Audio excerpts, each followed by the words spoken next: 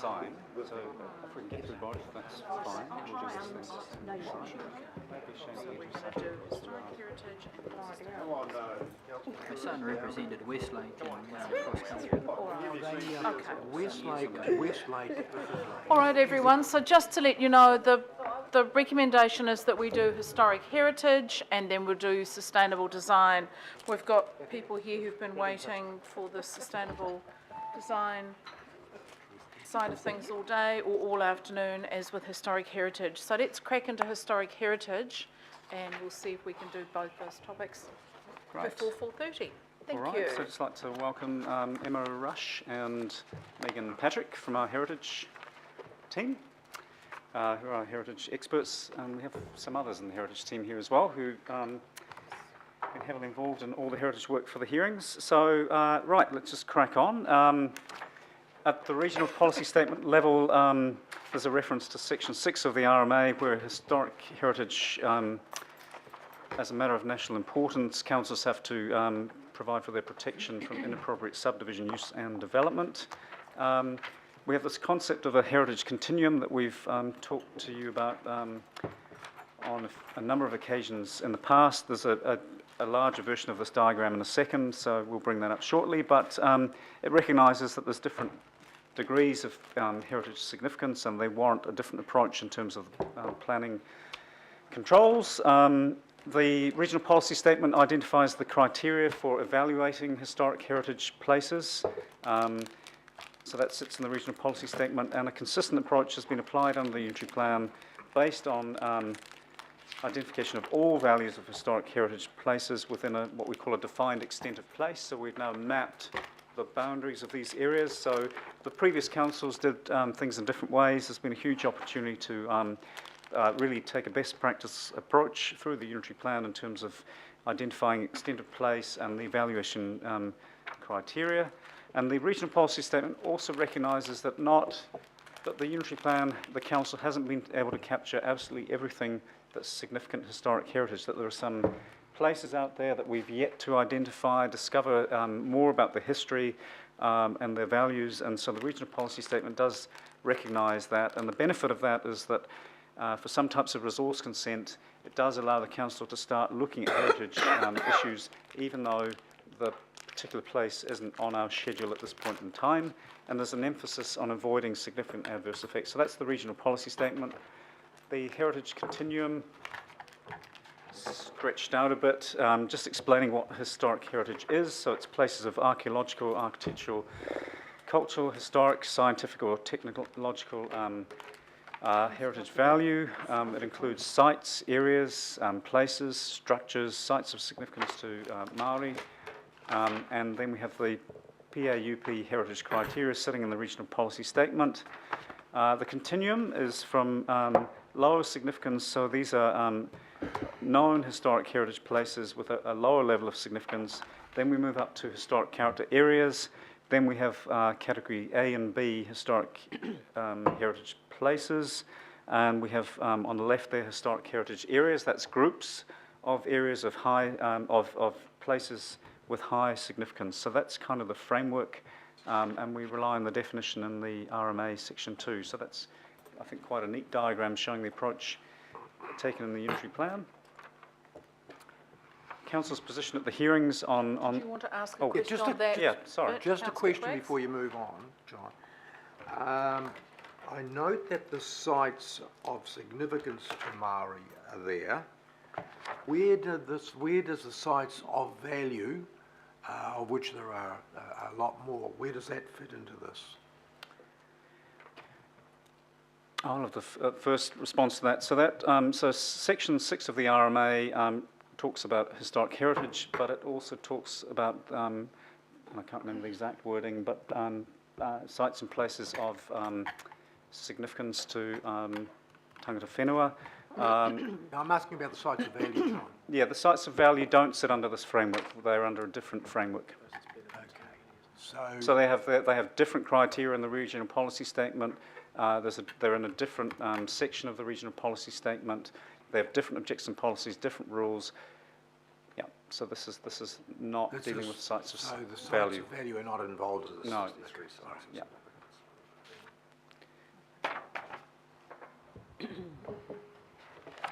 So the council proposed some amendments in terms of the regional policy statement, just to clarify those thresholds for what is on the schedules and what isn't on the schedules.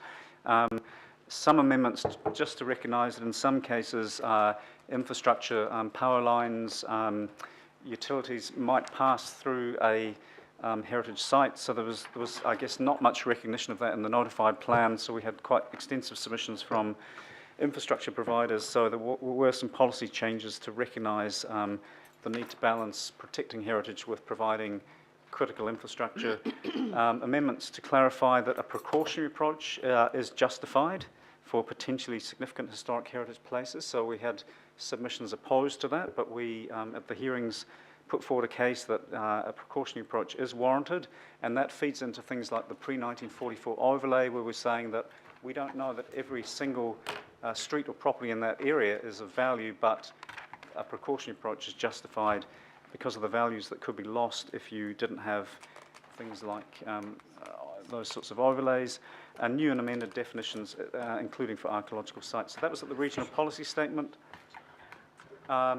Moving down to the next tier, historic heritage, there were objection policies acknowledging that there are places that are significant from a historic heritage perspective that have not yet been scheduled, so talked about that already. That's the precautionary approach. The policies focus on the assessment of effects on historic heritage, such as land disturbance and subdivision, encouraging protection and stewardship, objectives, policies and rules, and assessment matters for scheduled places, focusing on maintenance and repair being relatively permissive, so general maintenance and repair of heritage buildings, by and large, subject to controls, you should be able to do without a consent. But once you're starting to use a place in a way that's not its traditional historic use, in some cases that might trigger a resource consent. If you're starting to do modifications to archaeological sites or buildings, that starts to require a resource consent. Subdivision, again, there's subdivision of a heritage place starts to require a heritage assessment. Demolition and destruction clearly does, and places with archaeological controls, rules in relation to those as well. And generally the approach in the unitary plan is the standard test for notification, so it's not a resource consent that will always be notified, it's not a resource consent that will never be notified, it's a case-by-case assessment of what are the effects on the heritage values, and then there's an assessment about notification. That's the normal approach. Where were the submitters coming from? That whole issue of having policies around things that have yet to be discovered, so there were submissions supporting and opposing that. The activity status for demolition, particularly of Category A primary features, was prohibited in the proposed plan, so you couldn't even apply to demolish a primary feature of a Category A building like the Town Hall. There was support and opposition to that prohibited status. Support in principle for maintenance and repair being permitted without a resource consent, and then a range of submissions wanting greater clarity or flexibility, particularly for changing the use of a heritage building, because that in many cases actually brings a new lease of life to the building or place, and so there should be some support from that as the position that some submitters had. And for things like earthquake strengthening, there needed to be some more flexibility and more clarity in the unitary plan around earthquake strengthening was a key submission point. Range of submissions on the activity status, i.e. restricted discretionary, non-complying or prohibited, and on notification, some wanting more permissive approaches, some wanting more restrictive, but quite extensive submissions on activity status and notification in relation to historic heritage. Some submitters wanted more permissive rules around infrastructure on or within heritage places. Some wanted works undertaken in accordance with a conservation plan to be permitted. Some of these historic heritage places have a conservation plan, so the owners were saying, well, why shouldn't I be able to undertake work in accordance with that plan without a resource consent? Some wanted greater clarity around accidental discovery protocol. That's where if earthworks are being undertaken and archaeological artefacts or koiwi or bones are discovered, then greater clarity around what happens, because the Historic Heritage New Zealand Whauhere Taonga also have particular provisions that deal with accidental discovery, so they submitted that there should be more clarity. All of that went through mediation, and there were agreed accidental discovery provisions put forward to the panel, where I think Heritage New Zealand Council and others were all in support of those. So Council's position at the hearings, total or substantial demolition and destruction was proposed to be split into two different activities. In the notified plan, it was just one activity line, changes to some of the thresholds to provide for different levels of management. So the activity status of demolition of a Category B was proposed to change from non-complying to full discretionary. Activity status for modifications of a Category A and B place were proposed to change from discretionary to restricted discretionary. The reason for that is it's quite clear what you'll be looking at. It's not as though you'll be looking at noise issues or contamination issues or amenity issues. You're purely looking at the impacts on the heritage values, so restricted discretionary is a more appropriate status for that. Category B primary features were proposed to be managed separately from other features within the extent of place, and that's to align it with the Category A approach. And temporarily relocating a primary feature from a Category A place was proposed to be a non-complying activity. I think it was prohibited in the notified plan, so a bit more flexible there. Going on, so amendments proposed to provide that greater clarity in terms of the New Zealand Coastal Policy Statement, which talks about heritage in the coastal environment.